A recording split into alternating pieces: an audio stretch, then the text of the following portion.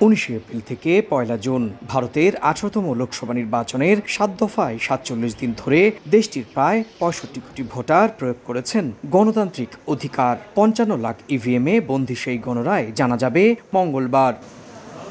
ভারত জুড়ে এরই মধ্যে গণনা কেন্দ্রগুলোতে নেওয়া হয়েছে নজিরবিহীন নিরাপত্তা। 3 স্তরের এই ব্যবস্থায় প্রত্যেক গণনা কেন্দ্রের 200 মিটারের মধ্যে থাকছে 144 ধারা।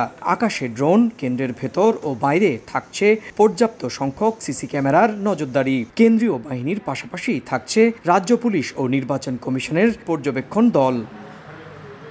স্থানীয় সময় মঙ্গলবার সকাল 8টা থেকে শুরু হবে ভোট গণনা। সবার আগে পোস্টাল ব্যালট গণনা করা হবে। এরপর ভোটারের সংখ্যার অনুপাতে ইভিএম গণনার কাজ শুরু হবে। প্রত্যেক রাজনৈতিক দলের নিজস্ব এজেন্ট থাকবেন কাউন্টিং সেন্টারে, থাকবেন গণমাধ্যমের প্রতিনিধি ও বিদেশি পর্যবেক্ষকও।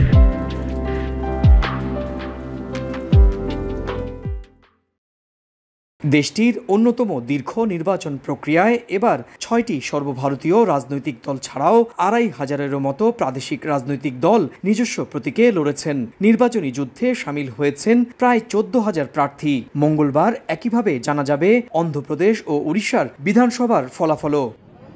সুব্রত আচার্য, সময় সংবাদ, ভারত।